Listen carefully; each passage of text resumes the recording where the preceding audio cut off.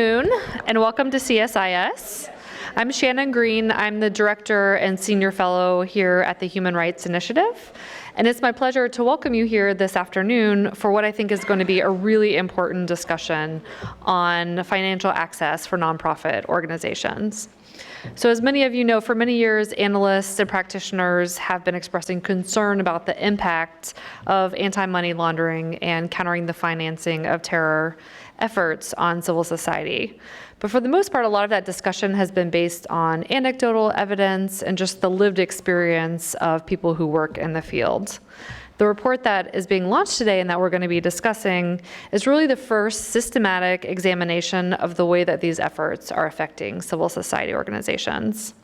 Its findings that the problem is much more widespread than we previously thought, that it affects more countries across the globe and more kinds of organizations across many sectors, finally provides us, I think, with an important evidence base on which we can start having constructive conversations and moving the conversation forward in terms of solutions. So that's why we thought it was very important to have this discussion. It's a part of our broader effort in the Human Rights Initiative to look at the phenomenon of closing space for civil society. And I think we're just very, very lucky to have an esteemed panel with us today to talk through this issue from a lot of different perspectives. Before we go to the panel, I wanted to introduce Kay, I'm going to try to say her name, Ghanaian, to the stage. It's not spelled the way that it sounds.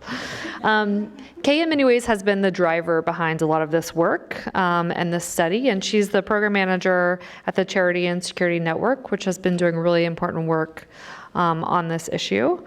Kay is a public interest attorney who specializes in the rights of nonprofit organizations, particularly in the areas of free speech and the strength and independence of civil society. Her work to bring down the barriers to legitimate work for nonprofit organizations, from ill-advised national security measures, includes research, advocacy, speaking, and consulting with NGOs and grant makers in the US and all around the world. So please join me in bringing Kay to the stage, and then we'll introduce our panel.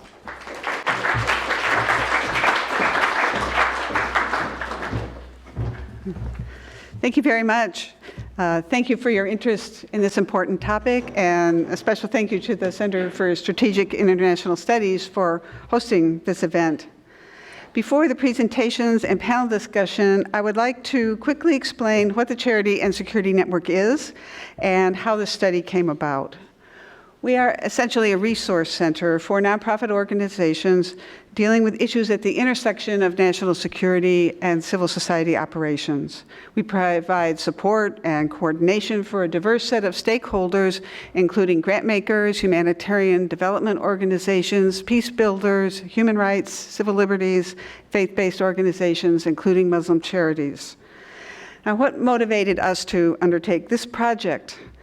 One of the issues we have encountered at that charity-security intersection is problems with banking services for nonprofits that do international work. We began hearing problems about this around 2009, 2010, primarily from Muslim charities who were finding that their bank accounts were being closed. And we first reported on it in a report in 2011, U.S. Muslim Charities: A Decade in Review.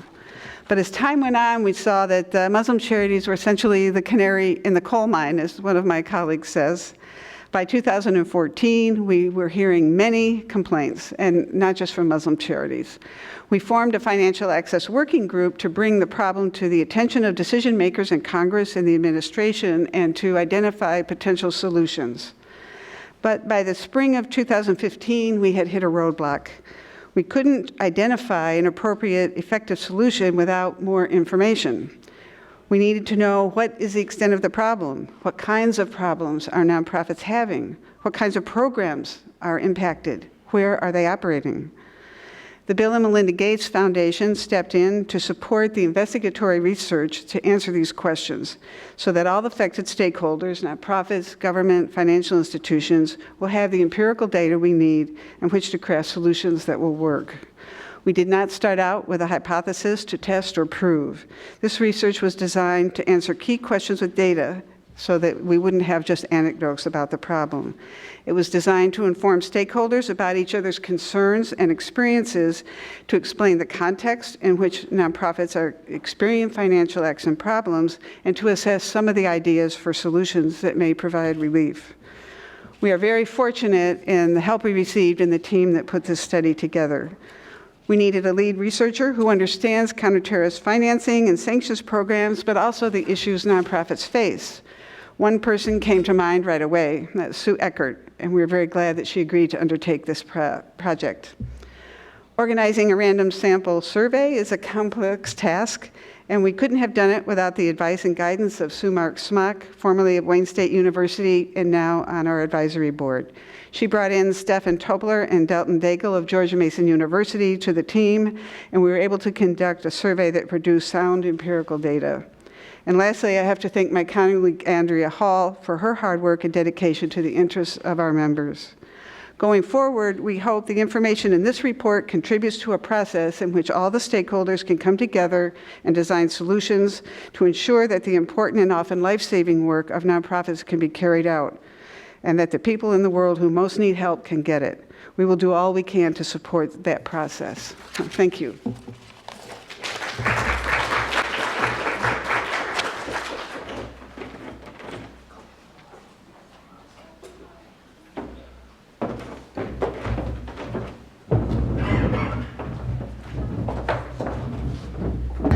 Terrific. So with that introduction, we're going to move into the panel segment. Just a quick programming note. This event is obviously on the record. It's being live streamed, and it will be archived on the website if you want to go back and see it again or share it with your colleagues. But that also means when we get to the Q&A section, those will also be on the record. So I just wanted to mention that. And then in addition, what we're going to do is we're going to have Sue present some of the major findings from the study, and then we'll have the other panelists share their own observations from their own experiences and comment on the study itself, but also generally what are the implications for this work.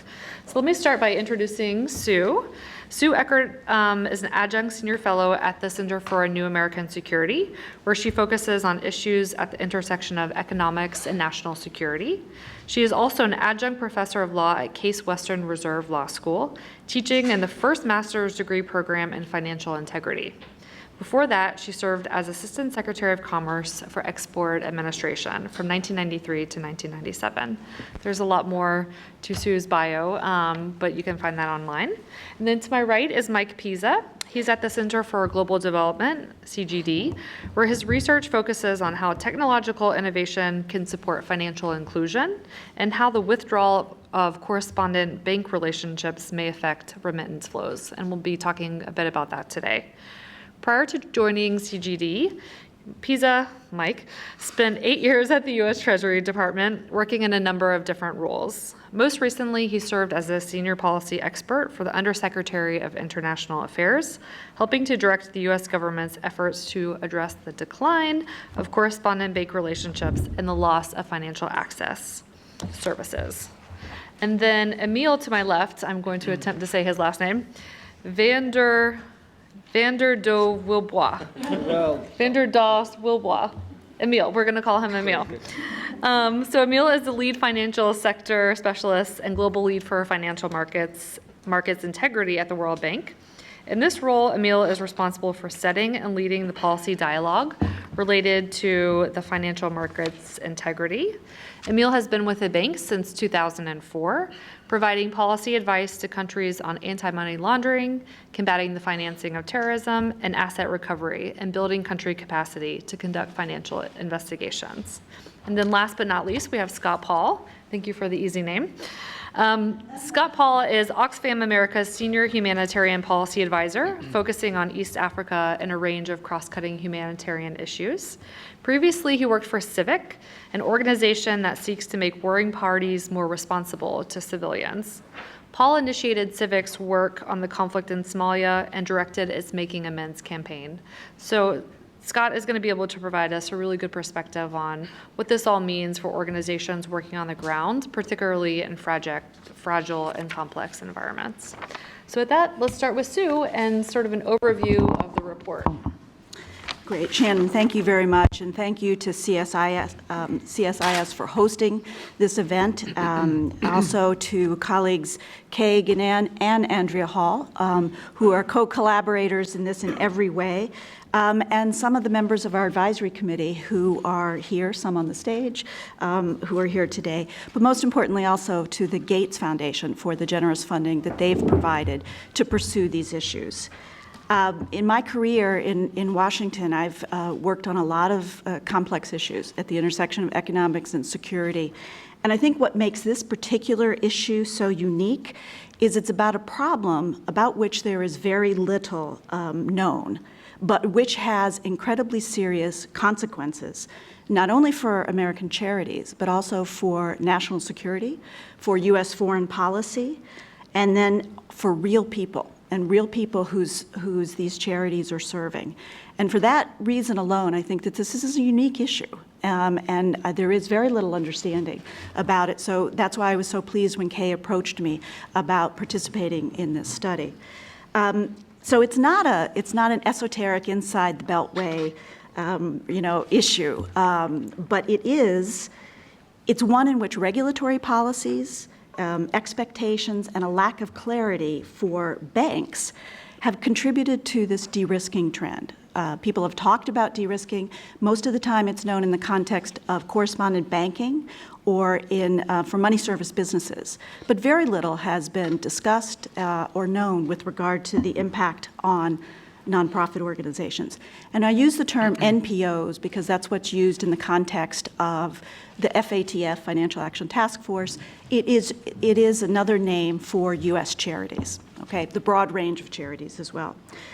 The result of the de-risking trend has been that access for NPOs is limited, has been limited, financial access, and they're unable to transfer funds abroad.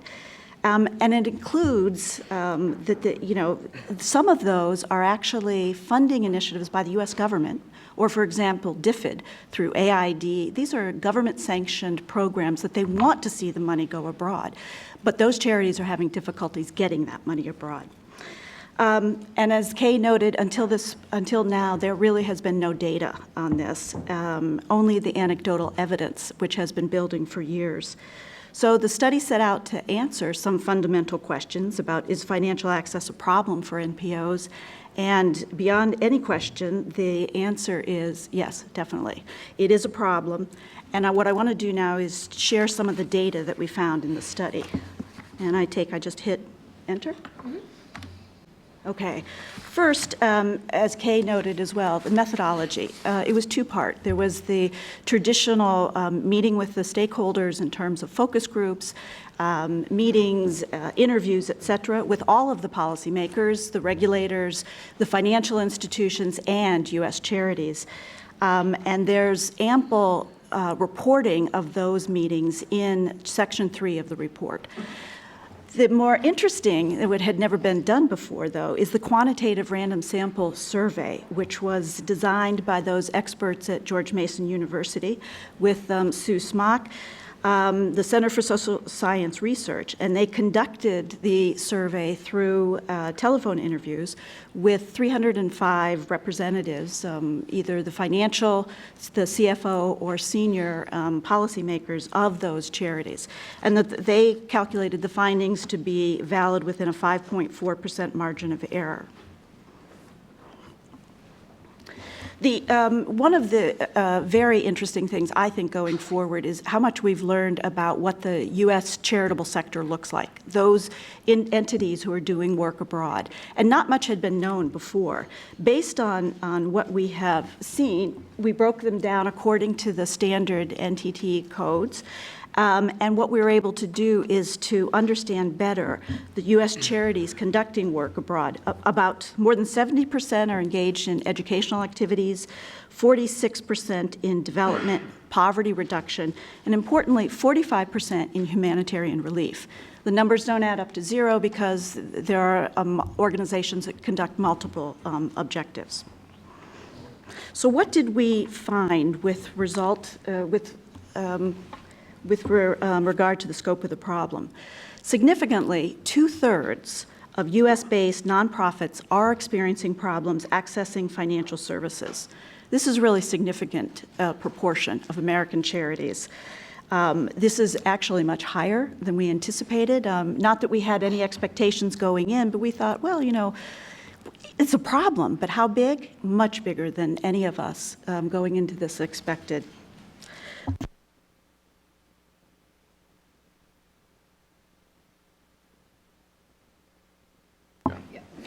There, okay.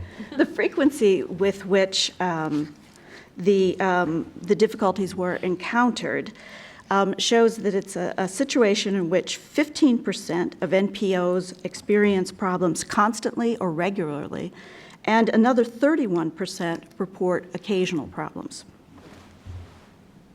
Oh, yep. I'm going to go through this fairly quickly because we've got a good discussion. The problems that people what are the specific problems that they've encountered?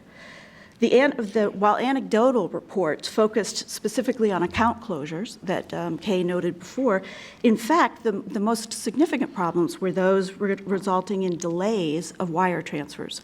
37% of the NPOs discussed delays, and lest you think that, okay, if it takes 5 days instead of 2 days, what does that matter? Well, the delays are weeks and months, and the end result of the delays are often denials or never getting an answer. So the humanitarian, the fuel for the hospital doesn't get delivered. The food for the local community never appears. 33% of the NPOs were experiencing increased fees, and another 26% are unusual documentation requests. Now, unusual, it was not specifically defined, but everyone expects a certain amount of documentation in support of wire transfers. Some of this documentation extended to, we not only want to see the passports of your charity's board members, we want to see the passports of their parents. So unusual is, while it's in the eye of the beholder, it was not too hard to discern that what unusual was in a number of these contexts. Importantly, I think, 10% had accounts refused. In other words, charities couldn't open the account, and 6% had accounts closed. And again, lest you think that this is unimportant, the impact of those account closures were devastating to a number of the charities who could no longer conduct operations abroad, could no longer serve the communities that they had been established in for a number of years. The changes of over the last several years, we tried to discern, is this problem getting better? Is it getting worse? By and large, 70% of the charities indicated that the problem was staying the same, with 14% indicating that they had gotten worse.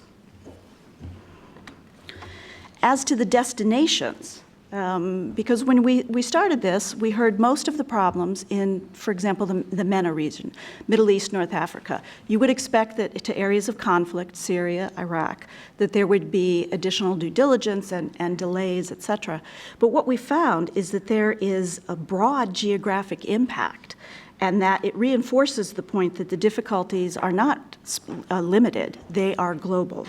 The problem is not specific to conflict zones or fragile and failing states like Somalia or Yemen, Iraq, Libya, et cetera.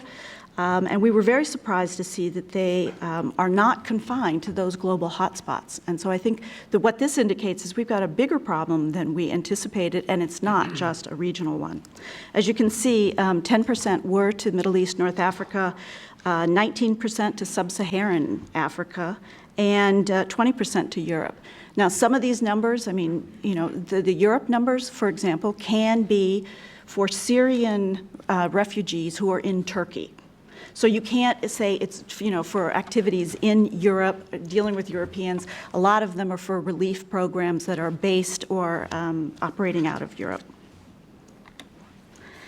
Now, what do charities do when they confront these problems? My husband used to work at the Pentagon, and the can-do, or the workarounds, is the phrase that always came to mind.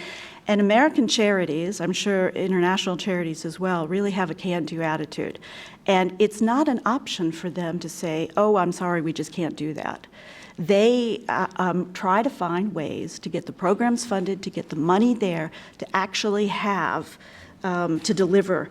And while most of them tried again, either their own bank or a new one, 42% indicated that they've begun using cash. And that's problematic for a number of reasons. First, the problem of sending or carrying cash for staff, for beneficiaries in countries. There's a physical risk. But above and beyond that, from a money laundering terrorist financing perspective, you want traceability and transparency. And so the increased use of cash is very disturbing from the perspective of what we're trying to achieve in our money laundering anti-terrorist financing policies. Also, 30% of the charities have used or are exploring alternative means, and that could be money service businesses or the informal value transfer systems, the system known as Hawala. Charities, by and large, preferred to use banks. They wanted to use the formal financial sector, but when they're left with no alternative, they turn to other options. So what we have overall, I'm going to stop here after the presentation of the data, but is that there is a problem that's far more pervasive than previously anticipated, that the scope and nature of financial access difficulties represents a serious and a systemic challenge for American nonprofit organizations. And this comes at a time of an all-time high in terms of humanitarian assistance need.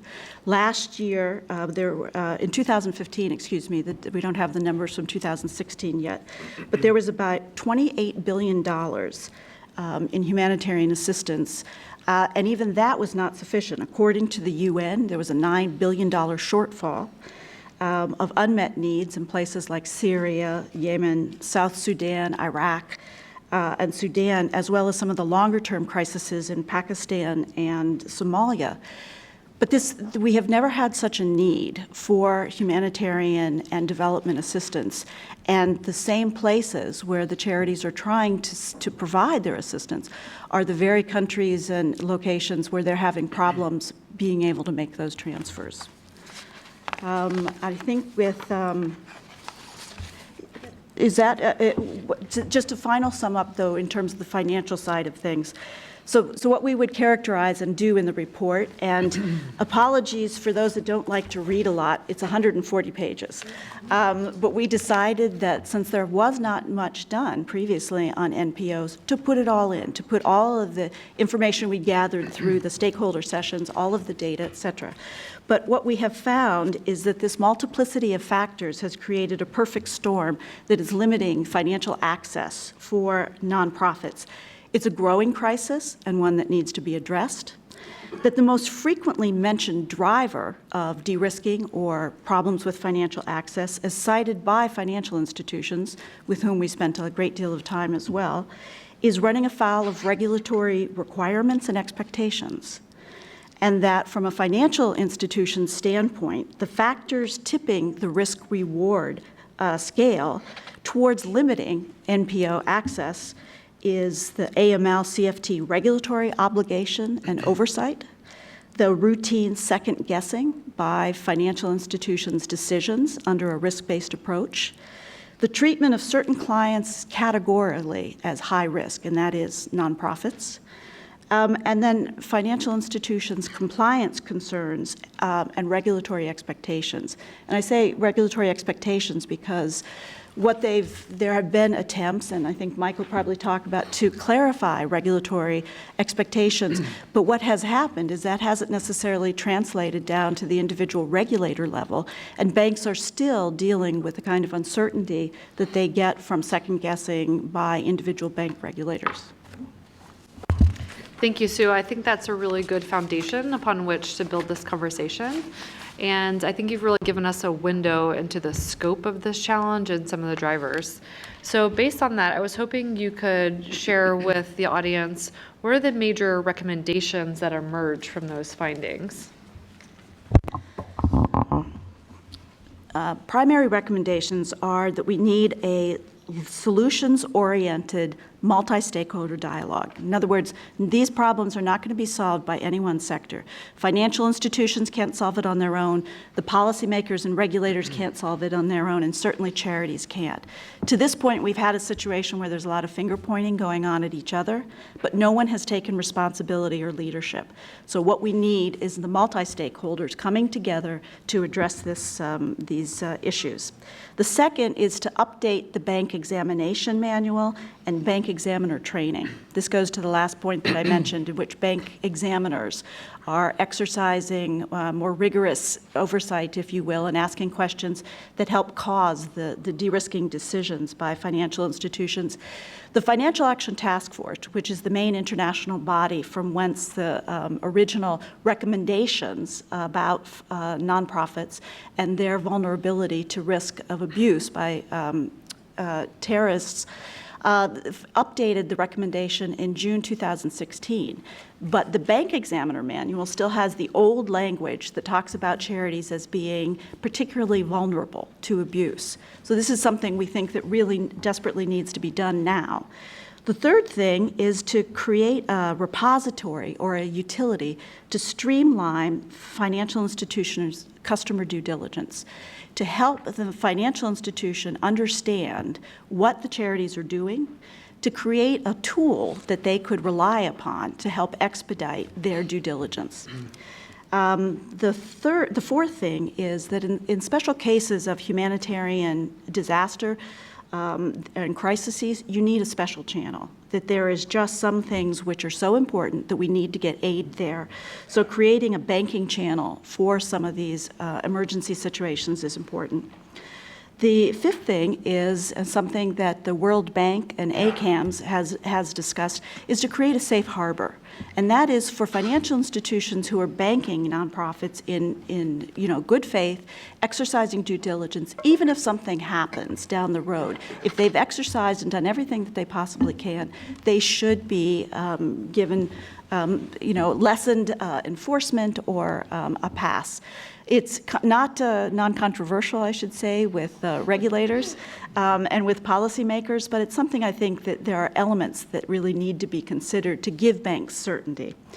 The sixth thing is to improve implementation of the risk-based approach. This is the basis upon which the Financial Action Task Force has urged all governments to conduct their AML-CFT policies, but there are particular issues. What we need to do is counter the notion that all nonprofits are particularly vulnerable, develop clear guidance and standards to reduce uncertainty, to promote transparency, information sharing, and proportionality, and to create incentives for appropriate risk management. There are some others exploring alternative channels. I think that Mike and the Center for Global Development are exploring alternative ways to move money as opposed to the formal financial system. But there's also some things that have been put out there in the past that we viewed as just not viable. Whitelist, for example, is something that just does not work. There were a couple other things that we addressed in there. We can't rely upon, corporate social responsibility of the banks to address this question. It's not going to work. And as with any good study, there's a whole list of additional research that should and could and should be undertaken to further develop this particular area. Great. So Mike, I wanted to turn to you and get your reactions to what Sue has presented, particularly because you've been grappling with this issue inside the Department of Treasury and now outside of government. So it would be helpful, I think, to get your perspective on how the U.S. government has tried to reconcile some of these tensions and how they've tried to deal with potentially the unintended consequences of AML-CFT efforts, and to get your read on whether or not that's enough. Okay. Sure. So on the first question of what I think about the paper and the results, I think it's a really important contribution. I think it's fair to say de-risking has been an issue for the last maybe 5-6 years, but really the Treasury and the international community really took it up. They kind of ramped up engagement on the issue starting about 2.5 years ago. And at that time, there was a call for better data and better data analysis. And I think we've gone a long way with the help of the World Bank and the IMF on getting better data on correspondent banking and not to the same extent, but still better data with money service businesses and the effect of de-risking on MSBs. But we really did not have any data whatsoever on what was happening with charities and NPOs. So this fills a gap.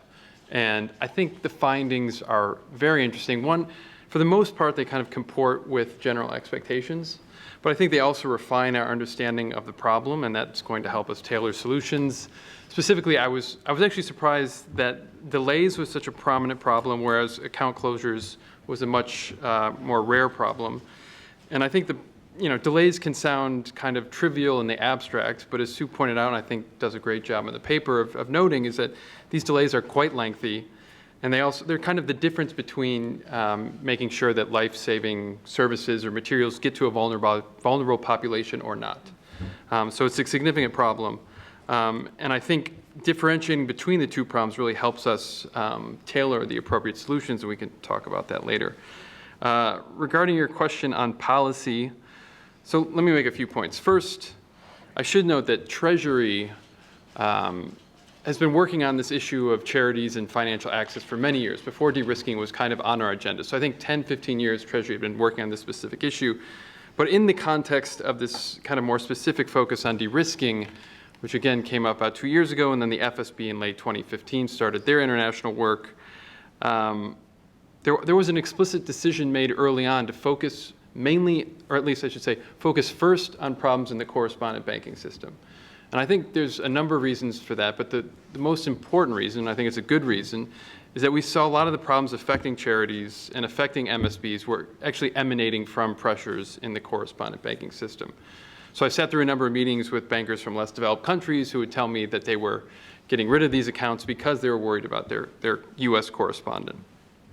So the FSB and the Treasury took a very similar approach. I would say the broad international community took a similar approach to this issue. It was a four-pronged approach. One was data collection, which we already touched on.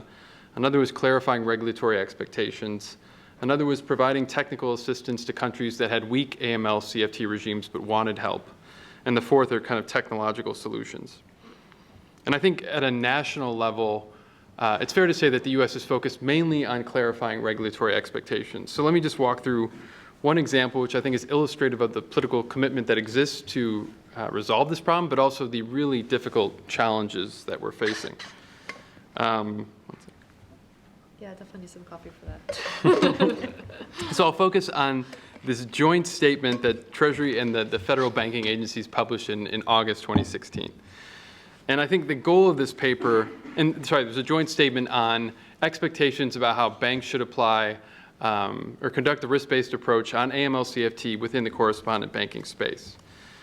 And the hope was that, the goal was to kind of push back against the narrative that there was a zero-tolerance risk regime, and to give banks a clear signal that you are allowed to take risks in these spaces as long as you think you can manage the risks. And in particular, the statement tried to do two things, or it did two things. One, it reiterated that the large fines that banks cite as being their main reason for being wary about doing business that's considered risky, and which tend to come from the Department of Justice, that these fines were given for egregious behavior conducted over many years, in which senior management at the banks had a number of red flags which they should have noticed and had ample opportunity to correct. And the second point the joint statement made was that less than 5% of the violations that were uncovered in a bank examination process were resolved without need for enforcement action or fine. So it's a pretty small set of cases. Now, I think the most generous assessment of industry's reaction to this joint statement would be tepid, which is painful for me to say given how many sleepless nights I spent on it. But I think they give two reasons which I find make a lot of sense for why this didn't get the job done. One, the Department of Justice did not participate in drafting the letter and did not sign the letter. And two, I talked with a number of folks, compliance officials from banks, who said, you guys hit on, or the statement hit on all the right language, said all the right things, hasn't changed the behavior of my bank examiner at all, right? And I think this is not surprising. When you take a step back and you just look at what is the incentive structure facing, let's say, an OCC bank examiner. I don't think that bank examiner is going to lose much sleep over the risk that he might be called to Washington to sit in front of Capitol Hill and explain why he pressured a bank to get out of a certain relationship. He may lose sleep if it turns out that the bank he's been examining processes a transaction for terrorist financing, and then he is called to Capitol Hill to explain why did this happen under your watch. So I'm not trying to be pessimistic. I'm just trying to give us kind of a good understanding of the challenges we face in solving this problem. That's really helpful. Emil, you're coming from a global perspective at the World Bank. So I was hoping you could talk about the global implications of a lot of the efforts that have really emerged from the U.S. So clearly this report was focused on the U.S., which is a major driver of a lot of this. But just give us a sense about how this is affecting organizations globally and how the World Bank is viewing the issue of financial access for nonprofits.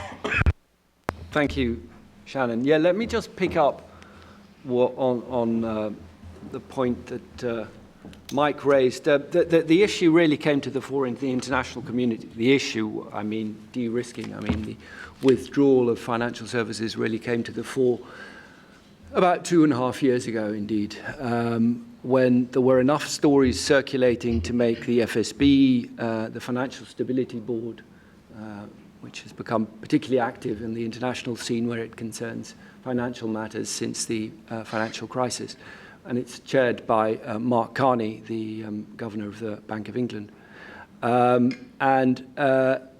He, together with our CFO at the time in the bank, were particularly concerned about these stories of developing countries losing access to the global financial system, and therefore asked whether the bank would be able to do some data gathering, because as many have said already, the picture was one of anecdotes but no clear data underlying it. And so we were asked to look into the problem of a supposed, at the time, decline in correspondent banking relationships. I won't define correspondent banking in any great detail, but just because certainly when I got involved in this, I didn't have a clue what correspondent banking meant. Correspondent banking is really about the provision of services of by one bank to another. So if a bank in Morocco needs to execute a US dollar transaction, it will use a correspondent bank in the US to be able to effect that transaction. So correspondent banking is really about the nodes in the global financial system, about making sure that payments flow around the world globally. That's why correspondent banking, why we keep coming back to this issue of correspondent banking, because it is really the underlying mechanism, the plumbing, that makes all the payment flows possible. So when we're asked late 2014, can you do something systematic on it? And we don't quite know what we mean when we ask that, but go ahead. And so we did, and targeted a number of GSIBs, global systemically important banks, so really the big banks in the world that provide correspondent services to many banks around the world, and then also interviewed local banks and banking authorities to find out what was going on correspondent banking, and if it was indeed true that the number of correspondent banking relationships was declining. And yes, it was for many different pockets of the world. I wouldn't say globally that was the picture, but yes, if you look at it, in every region there were a number of countries that were having problems keeping their banks connected to particularly US, but also European banks to be able to affect their euro transactions.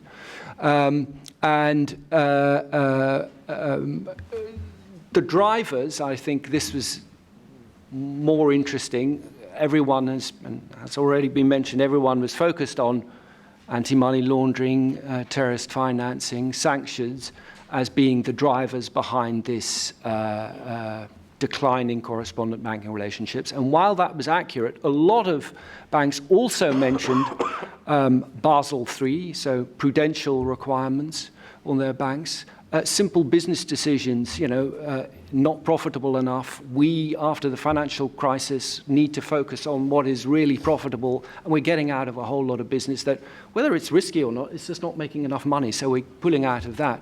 Or strategic decisions, Barclays pulls out almost completely out of Africa for a whole host of reasons.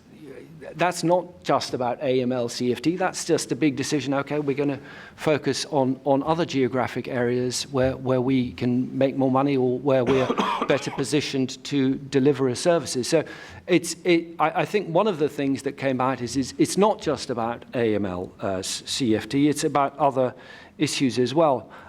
Another interesting driver, and Mike hinted at that in his comments, is it's not just that the bank that is terminating or restricting a relationship itself thinks, ooh, bit dodgy, I'll pull out of it. It's that it thinks, what will my regulator think, or what will my correspondent bank think? So if I'm a smaller bank and I have an important relationship with, a big American bank, I might be worried about what they think, and I'm not even going to ask them, because if I ask them, I might alert someone. I'm just going to immediately pull out. So we had some banks who said, yeah, we got out of those 5 remittance relationships straight away because we were worried about our US banking relationship. And then we said, well, did you talk to your US correspondent bank about that? And they said, no, we didn't want to raise that issue. So there's a lot of, Sue talked about second guessing one way, which is the bank examiner second guessing the bank's risk-based approach, but there's also a lot of second guessing the other way, which is one bank thinking, what will they think if I still have this relationship and they see that on my books? So in that sense, it becomes very complicated to know what are the real, what are the drivers. There are so many things that are motivating banks to do this. Why I think this report is so important is because that most of the international debate has focused on, let me call it, the nodes in the payment system. So either correspondent banking relationships or remittance companies no longer having relations. And that is important. But there has been very little, and I think this is really one of the first globally, where you see the effect right until, call it the ultimate consumer or the person on the ground that is impacted, that has been affected. So we have had a lot of discussions of the number of correspondent banking relationships between X and Y have gone down. Okay, but what's the result of that? What happens as a result? Okay, if a number of remittance companies are no longer being banked, what is the result on that on the remittance recipient families? How are they affected? We don't really know. Here, we actually have that last mile, that last bit of the puzzle is filled in, and I think that's extremely important, and I think that is where the international debate is going to go. We now realize that we have to look more in country-specific context. What has the effect of the withdrawal of services meant for the ultimate remittance recipient, the company that wants to access trade finance, and the non-profit? And as Sue was saying, like any good bit of research, this throws up a lot of new questions. One of my questions would be, are the problems, the financial access problems, particularly if it's in the payment chain, are they really due to the direct relationship here in the US between the non-profit and its bank, or is it somewhere along the payment chain that there are others that are nervous about this relationship who don't have the direct relationship with the non-profit, and is there something more to be done there to look into that relationship? So I think that's a very important point. I think one of the very fascinating points is also that it's not just about the hotspots. I would have firmly believed in advance, this is going about Yemen and Jordan and Syria and Turkey, but Somalia, but that it's much wider than that is fascinating. And I think that says something about the motivation, because if it really were all about terrorism worries, then why those others as well? So I think there's something really to be looked into there as well. And we at the bank are going to be doing more country work, looking, for instance, at remittances, saying, okay, now what has the effect in this jurisdiction been of that de-risking? So thank you very much. That's a perfect segue to Scott. Actually, speaking of the last mile, this is a very dry topic sometimes, and it can cause your eyes to glaze over when you talk about, finance and business relationships. But as we've all discussed, there's a very real human impact. So I was hoping, Scott, you could talk about how it's affected Oxfam's operations and the people that you're trying to serve. Yeah, Shannon, thanks. I want to, excuse me, I'm just getting over a cold, so bear with me if my voice is going in and out. I wanted to jump off where Emil left off. And first, really thank you at CSIS for convening us, and the Charity and Security Network and Gates for giving us this foundation to talk about these problems. From a charity perspective, we've been dealing with this for a long time. This now no longer feels like a new problem. It feels like a problem we're learning how to talk about in a more intelligent way. 5 years ago, right around when I joined Oxfam, we were getting calls from Somalia telling us that they're really concerned in the midst of the famine that remittance companies were going to cut off bank accounts and prevent personal remittances from being sent to Somalia. And so we've dealt with that then. And then throughout our own operational challenges, and then dealing with other allies and other organizations in the field, we figured out really what Emil left off with, which is our own access to bank accounts and financial services in the U.S. is really just the tip of the iceberg when it comes to our ability to deliver. So to give you a couple of examples, one of the things that made us most concerned is hearing from organizations that we work with very closely in Syria that they weren't able to get access to financial services in the region. And exactly as Emil said, a lot of what they were hearing from their banks was, we're not going to explain what you're doing wrong, but we don't want to lose our access to the dollar. We don't want to lose our access to correspondent banks in the United States that facilitate our transactions within the U.S. with dollars. And so rather than try to manage that risk, rather than try to enter into a dialogue with the U.S. financial institution, they said, okay, we're done. And so when you take into account the fact these are small organizations, they didn't have the clout or the revenue potential to justify maintaining that account with the bank, it calls into question some of the really big humanitarian initiatives that are taking place in the world right now. And the one I want to call attention to is about a little less than a year ago, at the World Humanitarian Summit, the United Nations and humanitarian organizations agreed a grand bargain, where basically, collectively, member states would do what they could to make funding more accessible by dealing with the ways, directly dealing with the ways that they imposed risk and expectations on their partners. And in turn, the humanitarian community that delivers would figure out a way to get more money delivered more locally and with more local leadership than ever before. And when it's small organizations that are expected to deliver and lead, it's going to be a problem when those same small organizations have the least clout and the least ability to access the financial system.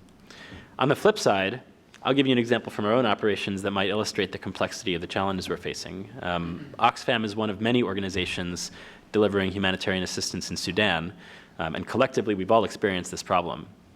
Sudan is a country subject to heavy OFAC sanctions, I gather less so recently than has been in the past, the net effect of which is that U.S. financial institutions don't have direct relationships with Sudanese banks. So what that means is that any organization based in the U.S. collecting dollars to be spent in Sudan has to send its money through a U.S. financial institution with routing instructions in an intermediary institution. Let's call the U.S. bank Bank A, the intermediary Bank B, and then in Sudan you have a Bank C with its own correspondent relationship with Bank B. So you send your transfer with routing instructions. Sometimes a week passes and they say, great, done. Sometimes 3 weeks passes. 3 weeks pass, and then the institution comes back and has more requests for information, and then you duly submit the information. A few weeks more pass. They say, well, we didn't ask about this one thing in terms of the nature of your program. We want to understand better why you're delivering this assistance, where you're delivering it, what your objectives are, how you're managing risk to make sure that no diversion is taking place. A couple of days pass, we go back. A month passes. They say, okay, we're satisfied. But guess what? Bank B has now severed its relationship with Bank C, so we have to start again.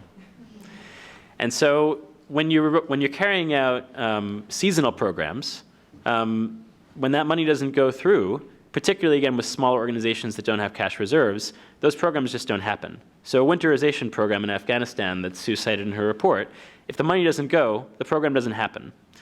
If you're a big organization and you have an ability to manage that risk differently, it's still not a good situation, because then when you know you're going to face difficulties getting money from the US to Sudan, there are basically two principal ways you can manage that risk if you want to stay in the financial system and use your bank.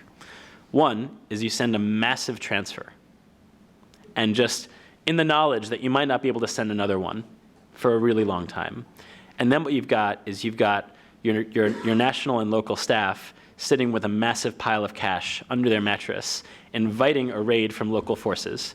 And we get raided all the time, and it's a really bad idea. The flip side is we decide, okay, we're going to risk it. And then what you've got is your local and national staff, if the money doesn't come through, being forced to negotiate their way out of their contractual obligations with in some cases, very difficult people to deal with. So we want to avoid both of those situations. And I think where we enter this debate is, from a public policy point of view, it's much better to equitably share the risk between nonprofits, financial institutions, and government than to impose it all on the humanitarian organizations that are already in the field, already undertaking a great deal of other kinds of risk to deliver this public good. So I guess that's where I would leave us all collectively with a challenge, which is, how do we share this risk more equitably in a way that delivers for all of these public policy goals? That's a great segue to my first question, and then I'll turn it over to the audience, which is, a lot of you have talked about this zero risk tolerance and sort of this mentality that it's just too risky and it's much easier for a variety of reasons to cut off the relationship than to try to manage the risk. So my question is around, what do you do about that? What kinds of incentives can governments, multilateral institutions, and others put into place to help particularly local banks feel more comfortable managing the risk rather than just saying it's too hard and it's not worth it? I can give it a go. There's lots of ways to deal with this, and I think Sue's paper and the Charity and Security Network paper offer a really good framework. One is the consensus way, which is, I guess, in two parts. We, who are the charities delivering, are ever involved in an effort to do better in doing our own due diligence. And we take that on as a solemn obligation, not only as law-abiding corporate citizens of the US, but also because it's fundamental to our mission. We don't want diversion. Diversion is bad for business. And I'd add relatedly, we also don't want a more lax environment for money laundering or terrorist financing. Terrorism is bad for business if you're in the violence prevention game, and money laundering is really bad for business if you're in the poverty eradication game and you believe that tax evasion and illicit finance are actually some of the most important drivers of poverty. So it's not about being lax. It's actually about, on the one hand, we all agree we have to clarify the risk so everybody understands what the actual incentives are and get better at managing it on our end. But then there's the two more controversial aspects. One of them is we have to find better positive incentives for banks to take on public policy customers that deliver public goods and deliver on the public policies of the United States, but for which they're not currently adequately compensated. And that, I think, this study applies to the charitable sector across the board, because this is affecting the charitable sector across the board, and charities are being impeded from doing their work in a way that is inconsistent with our public policy aims. And then the second one is this, the way Sue talks about it in her paper is it's a safe harbor and a shared utility, but it's really about risk sharing. And it's about risk sharing in different ways, in different contexts. So you would say, in most instances, we would want to see government share the risk of terrorist financing, financial crime more effectively and more robustly with the financial sector. Play a more active role, offer assurances not by saying we're going to back off, but by saying we're going to get involved, and we're going to actually look under the hood with you and figure out what's the kind of finance that you should be worried about that's illicit, and what's the kind that we're going to say, you know what, if you're doing this, it's fine. So that's the sort of baseline. But then when you get to the sort of higher risk and more difficult environments where there's a true humanitarian imperative and the financial flows aren't going through, then you have to say, okay, this is a governmental responsibility to take on the duty and the obligation, I think we would say, of making sure these flows come through.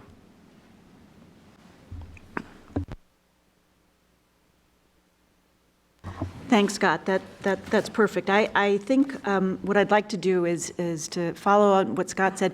I think that there is a need to be realistic. Okay, and I think sometimes the perfect is the enemy of the good, right? And sort of you're going to have this foolproof system. Well, that's not the way the world works. There are going to be some mistakes here and there, but what you do is you have a system put in place to try to catch as much as possibly can. I wanted to quote, because I thought it was a really interesting, a former, Bill Isaac, who's the former chairman of the FDIC, totally unprompted, in response to an article that Andrea had written more than a year ago, said, "The situation is creating extreme hardship for countries, organizations, and people least able to cope with it. It's long past time for leading banks and government officials to stop blaming each other and sit down and work out a common sense solution. Solutions won't be perfect. Some funds may well escape the net, but there is no doubt that we can do much better than we're doing today." I think that that's really instructive, and I think that that's good advice. I think the other point is what we need to do is to recognize the multitude of interest here. It is not just illicit finance interest.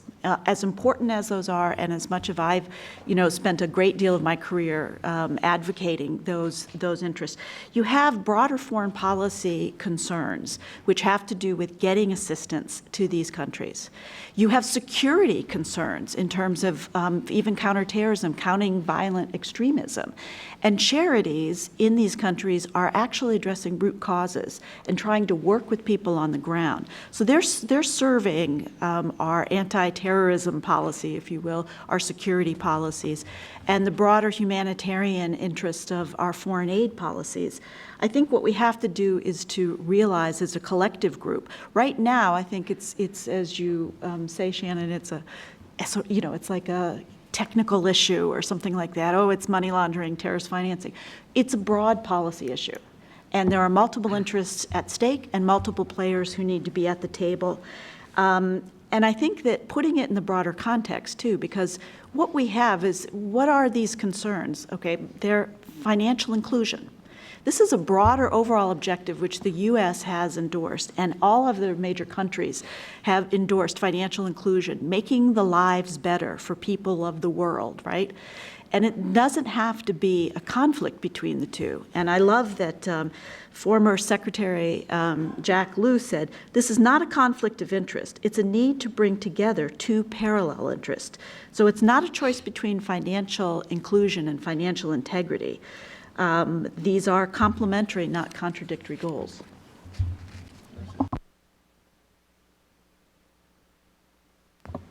I'll go. I'll be brief. So I think both Scott and Sue have made excellent points. You asked specifically about the risk-based approach, and I'll say something I could never have said at Treasury. It's just you can't say it, but I do think we need to look at how we implement the risk-based approach and review it. And this is not new. I mean, even the architects of the risk-based approach, like Juan Zarate from Treasury, have called into question whether we're implementing it in the most effective way possible. Now, he might want to reform it in ways different than those on this panel might want to reform it, but there is an understanding that it's not getting the intended results. And the way I always push back against my former Treasury colleagues is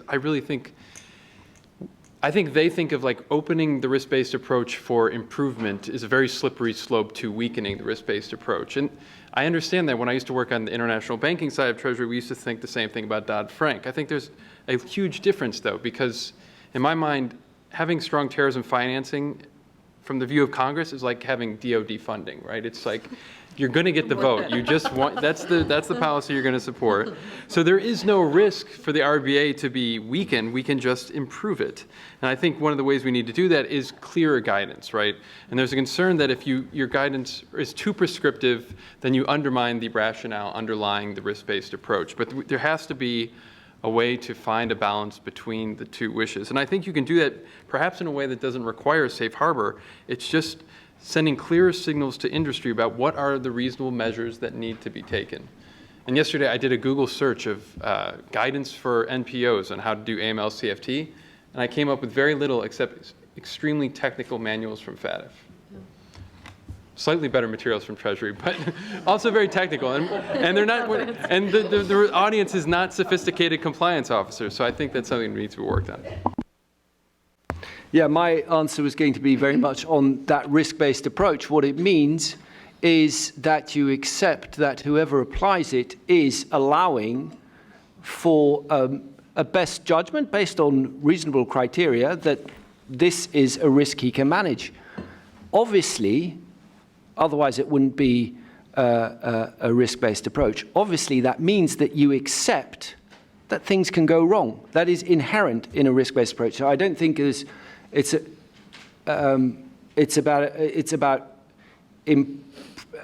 improving the risk-based approach. It's about being honest about the risk-based approach. That you really accept if the criteria that you have applied to say that this risk is acceptable are, as you knew them at the time, not with the benefit of hindsight, because that's often the problem, of course, as you knew them at the time, are reasonable criteria, then we accept you are a mature financial institution. We trust your judgment.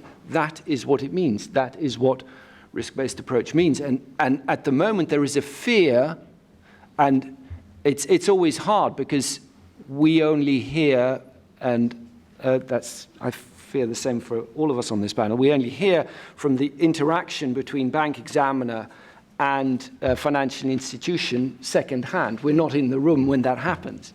And it would be fascinating to see that. But what we hear from the banks is, yeah, that's what they say. But then when you're in even, because I always push back, I say, well, what are the examples of zero tolerance? Where can you show me that a regulator has intervened and it was a clear slip, it was a minor infringement, yet there was regulatory action? And they say, well, it's not about, the fine that is imposed or the regulatory action that is overt. It's about, in camera, the endless discussions, how much more attention, how much more due diligence I have to do to answer a question. That's what it's about.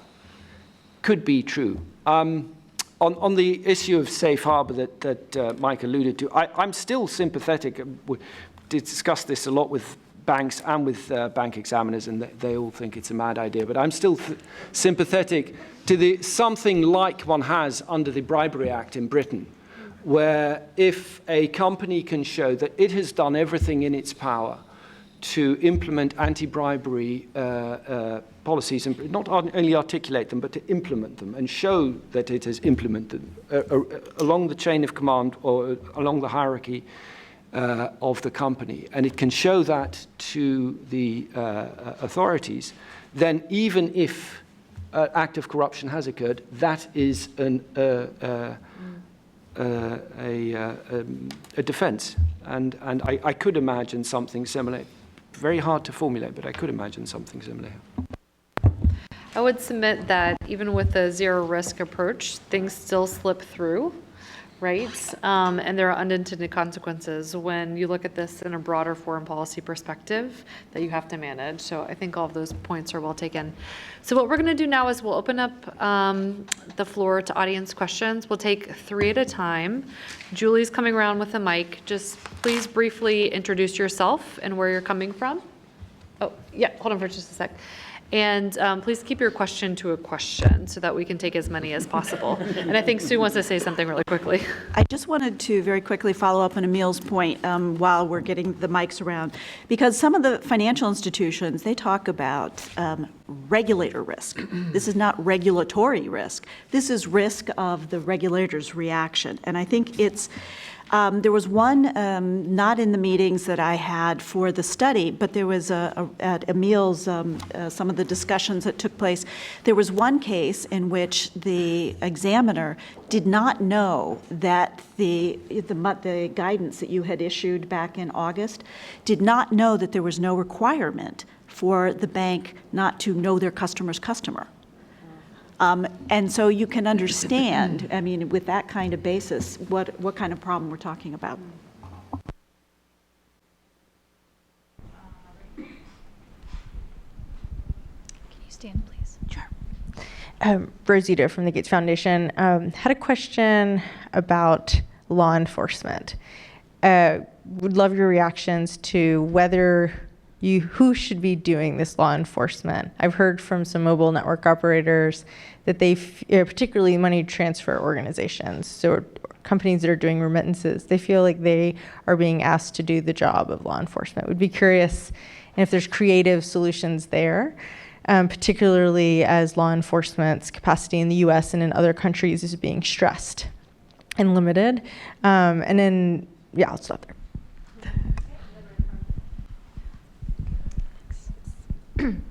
Sophie from DevX, thanks very much. Question about some of the new regulations or the executive orders that are coming out of the Trump administration, how they might affect this. So, for example, about the Federal Reserve, pulling out of Basel III, and obviously the Dodd-Frank stuff.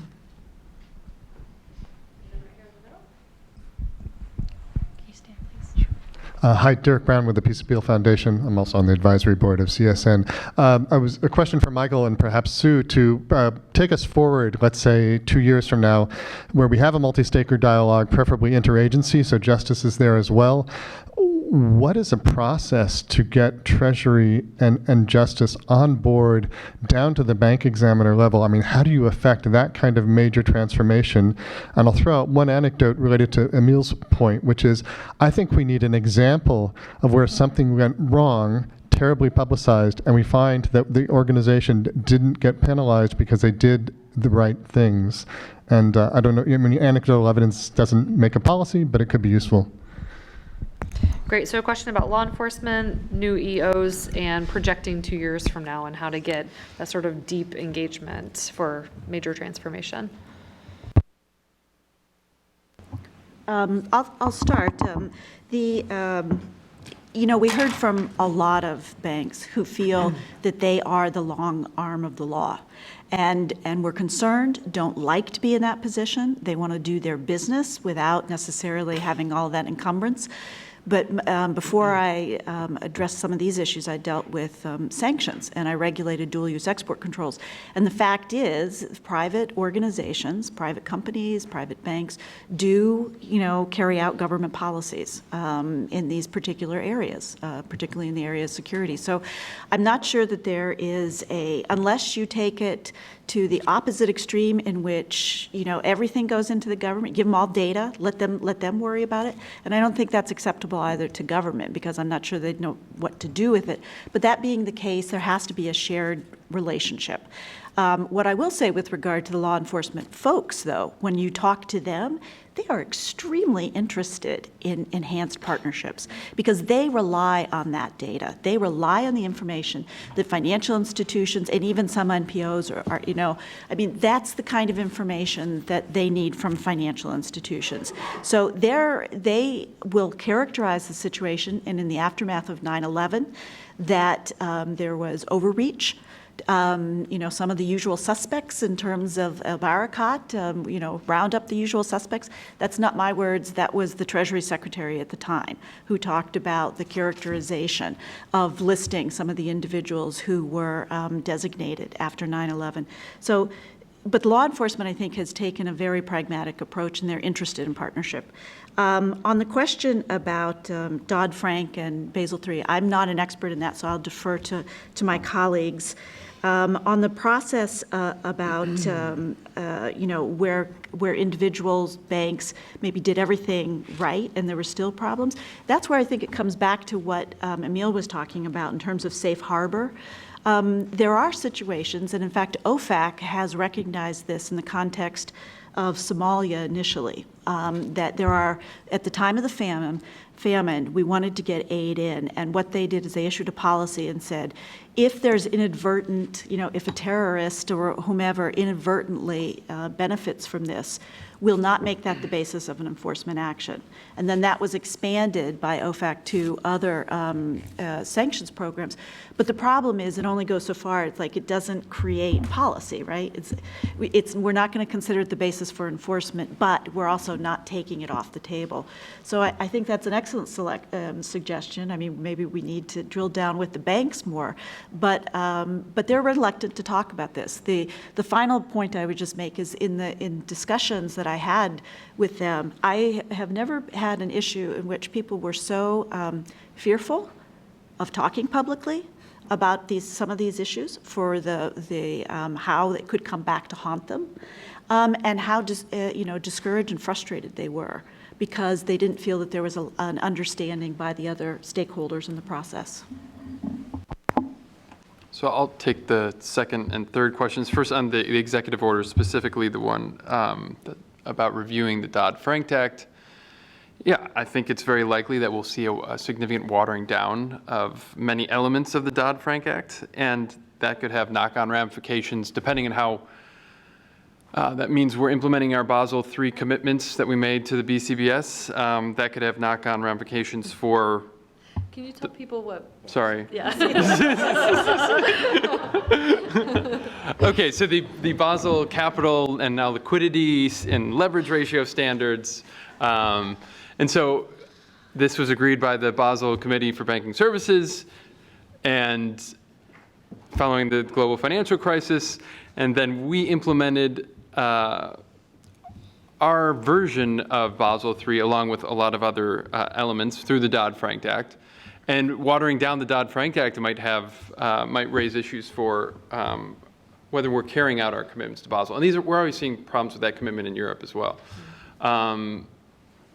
But in terms of the U.S. specifically, I think it's safe to say that while we will see watering down of capital and liquidity and leverage ratios, we're probably very unlikely to see a watering down of illicit finance regulations. I think the House Financial Service Committee actually just published its agenda for the next year yesterday. And it's interesting to look at the language because the language on Dodd-Frank is we're going to review this with a very critical tone. And then the language on illicit financing is, we're going to review this to see if it's strong enough. So I think that's a pretty good indicator of the direction the administration will go in.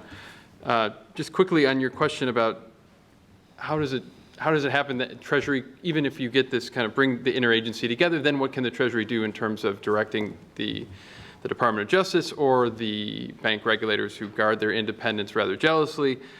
I think the answer is it's only possible if they get backing from the White House and the president.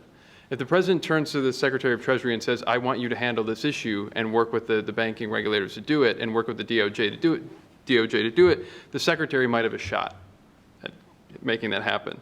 In the absence of that, I don't think it's possible. And I won't go into the details of the kind of interagency dance that went on when we were doing the joint statement, but I will say just from an abstract view, consider the optics of the Secretary of the Treasury going to the Attorney General and saying, well, I want to talk to you, I want to urge you to consider weakening how you implement AML-CFT. That's something that a secretary won't do unless he has backing from the White House, I think. And so in absence of that, I don't see any of those things happening. On the first question of the sort of division of labor between financial institutions and law enforcement when it comes to vigilance and digging down on your customers, I think that's a very fascinating area, and I think those divisions might be slightly shifting in that the more is available technologically to be able to find out more about your customer, the more you will slowly but surely be expected to do that. And so as new tools come on the market from WorldCheck and others who give you, sophisticated software to be able to find out or to be, to look at the patterns of behavior of your customer, the more that will be expected to be done by by banks, whereas in previous era that would maybe more fall on the shoulders of the Financial Intelligence Unit or a public authority. So I think there is a sort of grey area. I don't think we're ever going to get to a stage where banks will be given sort of enforcement powers and open things up that they. But it's a very interesting area to watch. I think one of the countries that is pioneering this approach that Sue mentioned of cooperation between financial institutions and law enforcement is the UK, which has established a sort of committee of compliance officers of the biggest banks and law enforcement getting together on a regular basis and exchanging information. Now, obviously, it'd be very important that due process is followed there, and there could be some concerns. But as far as really working together and sitting around the same table looking at customer files, that could be where other countries are going as well. I also wanted to address the last couple of questions. I completely agree with everything Michael said about regulations, and yet I think I'm even more concerned about the general political climate than any particular regulatory change. And partly that's because throughout the past few years, when I've had the opportunity to speak with people representing the financial sector, to a person, they're almost all as concerned with reputational risk as they are with regulatory or regulator risk, as you put it, Sue. The pain that they feel from being on the front page of the newspaper paying a fine is almost worse than paying the fine, in a sense.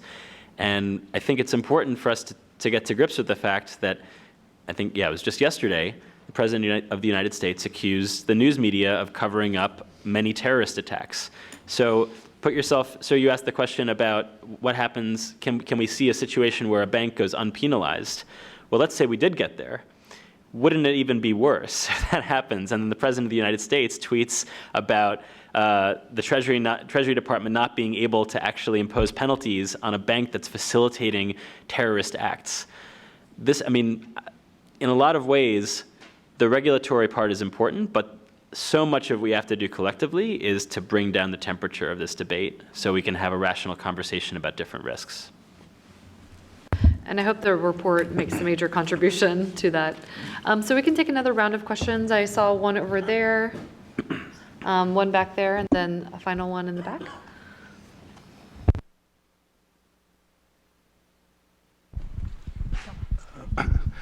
Tom Timberg, consultant.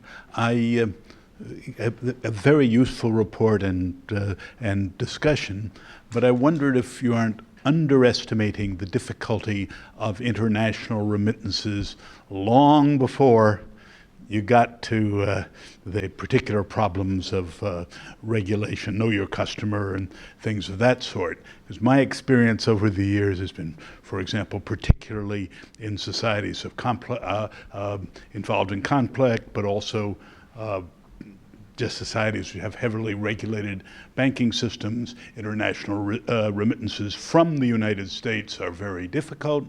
The reasons are various. One of the reasons is the weakness of American banks in dealing with them. Another is sometimes just transparency. If you ever had to try to go through the wire room of one of the New York correspondent banks to find out what happened to a missing $2,000 remittance to India or Bangladesh, you'd know that it's very difficult. Consequently, I wonder if there are two solutions that are possible, which are, I don't think you disagree with, but one is, in many cases, what has in fact happened is people have created a challenge for a channel for remittances. In many of the countries I know, over time, one or two banks become the bank, typically working with donors and NGOs, which can and do handle remittances in and out of the United States to that country.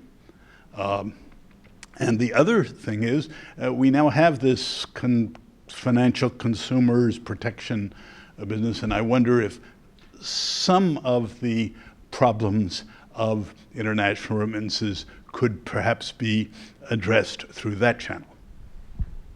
Gentlemen, 2 rows behind you. Thanks. Thank you very much for your report. Eric Hilton with IRS Criminal Investigations in charge of international operations. So to your point, as far as law enforcement, very much interested in partnering and learning more so from Oxfam and the various other organizations. So my question is our concern is from the vulnerabilities that are associated with alternative banking platforms when you have the de-risking. So have you seen more so in your report of some charities or organizations using some of these alternative banking platforms, or are they moving towards Bitcoin or other, technological advancements? Thank you.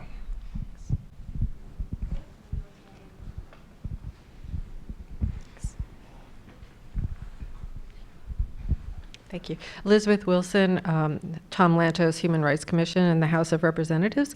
And I wanted to go back to one of Sue's suggestions for ways of ameliorating this problem, the creating a channel for humanitarian disaster, and because I think that in the near term, messaging is going to be a real problem around this issue, and telling people to be more chill about terrorist financing is not going to go over really well. But saying that we want to make sure that aid gets to places where there's a dire need might be something that can survive that climate. So what possibilities are there for kind of fast tracking or creating like a TSA, easy boarding, for tested organizations? Why should they have to go through the same scrutiny time and time again? Can they get like some pre-approval? Would that be a way of sharing risk with the government? Great. So we have the complexities of international remittances and some ideas about how to address that. Alternative banking platforms, which I think you guys did discuss, and I think there are concerns that those are even more vulnerable to being abused than standard ways of moving money. And then finally, this idea of fast tracking organizations. Sure. Actually, Emil should start because the World Bank has done some really excellent work on remittances, and I think they might be able to address that. Yeah, so on the remittances question, yes, you're absolutely right. There are a lot of hiccups along the way. To the extent that they are caused by overly stringent application of anti-money laundering requirements, I think we're trying to do our best, and I just heard that you're doing the same at the Center for Global Development, to have a way of saying certain, there are certain threshold below which full customer due diligence and beneficial ownership identification is really not necessary, and you don't need a government ID and 2 utility bills and God knows what to prove who you are.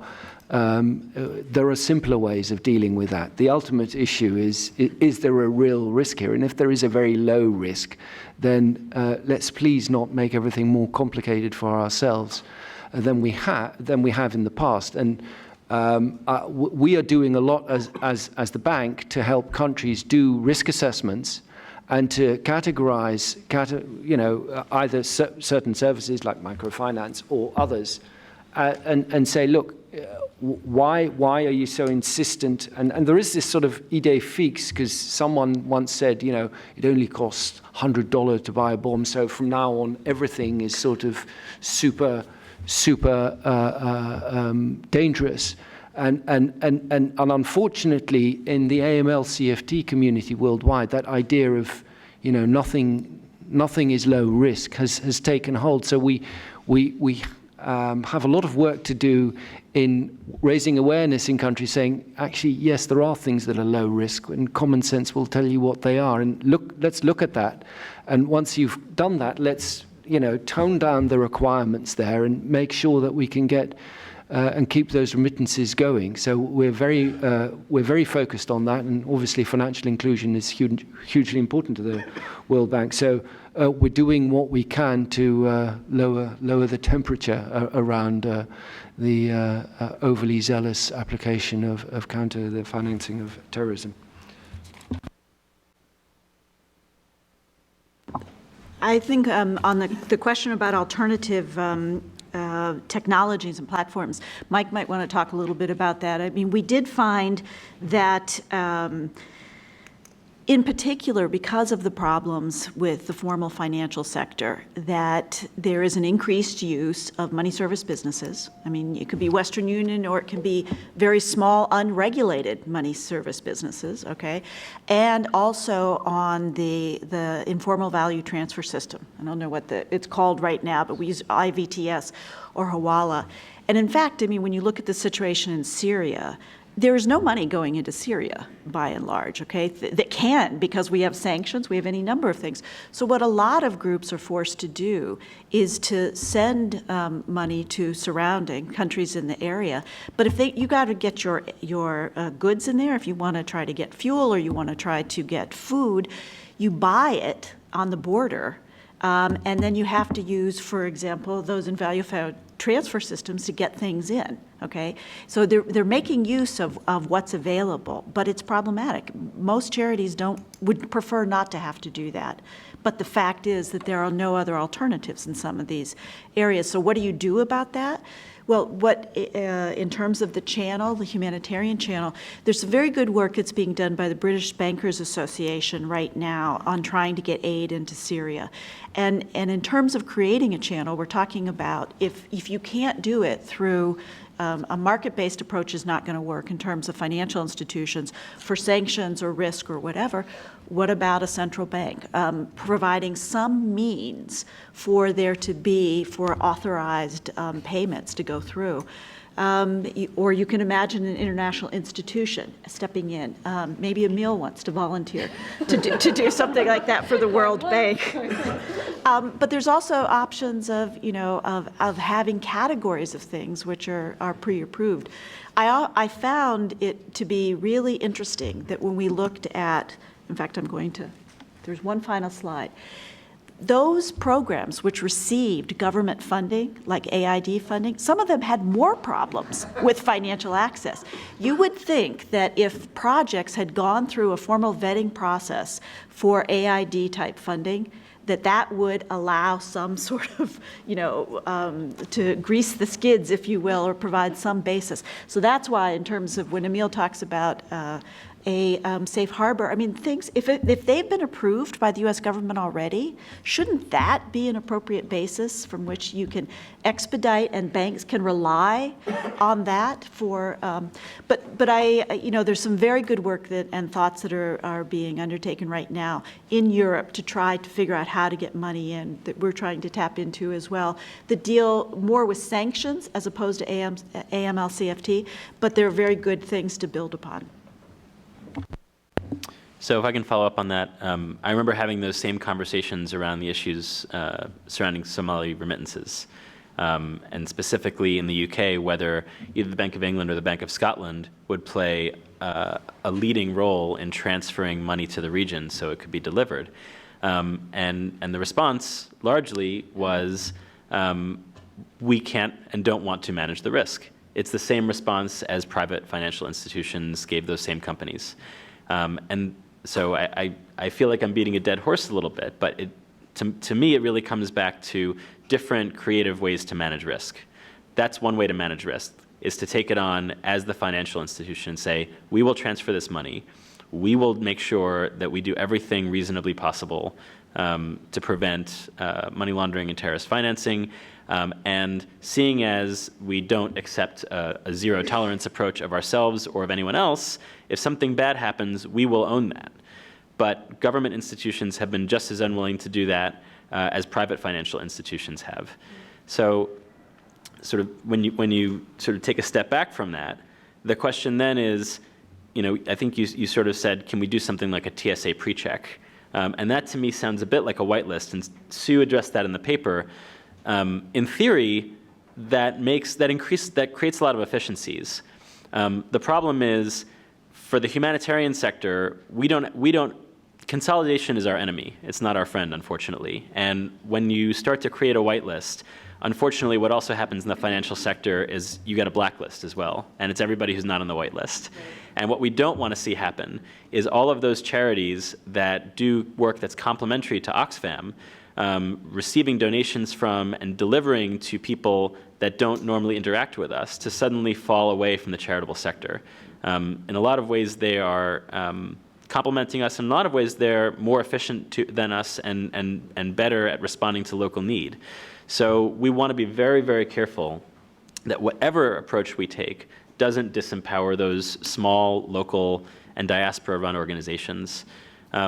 If this is my last opportunity to comment, I'll just say, I just want to ask, because we've talked a lot about the risk-based approach and whether it's still relevant and whether it ought to be updated. And I'd say we should update it. We should strengthen it. But I'd very much like to see something. I'd like to see it called the risks-based approach, as opposed to only a single risk that we're looking at. And I think we unfortunately, we've set up a set of institutions, both at the national level and then at the international level with the Financial Action Task Force, that are primarily focused on reducing the risk and managing the risk of terrorist financing and money laundering. And there has to be some way to oversee the sector that sees those goals, like Sue was saying, as mutually strengthened by financial inclusion and financial integrity. And that's where I think the point about having a narrative that's positive is so important. I mean, if we just say, we need to chill out, there might be some leakage, but we can manage it, that's sort of a negative way to frame the challenge. That's not likely to succeed in the current climate. But if you can frame the positive in terms of what you get, if you're able to get money to local organizations and the valuable contributions that they add, that's a much more, I think that would be a much more successful approach. And so collectively, we all have to do a better job sort of framing the valuable contributions of civil society and the way that they contribute to other foreign policy goals. Michael, do you want to have the last word? Actually, I like Scott's last words, so that's fine.